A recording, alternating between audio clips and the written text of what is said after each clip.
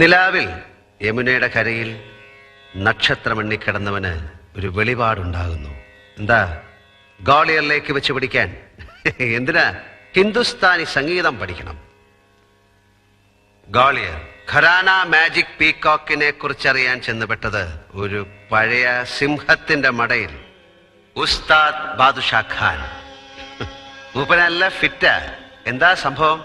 നല്ല A class ഭാങ്. ആവശ്യം അറിയിച്ചു. ദക്ഷിണ വയ്ക്കാൻ പറഞ്ഞു. ഊരുതണ്ടിയുടെ ഓട്ടക്കീശയിൽ എന്താ ഉള്ളത്? ഒന്നുമില്ല. സംഗീതത്തിന്റെ ആദ്യാക്ഷരങ്ങൾ പഠിപ്പിച്ച അമ്മയെ മനസ്സിൽ ധ്യാനിച്ചുകൊണ്ട് ദർബാർ രാഗത്തിൽ ഒരു സാധനം അങ്ങോട്ട് അലക്കി.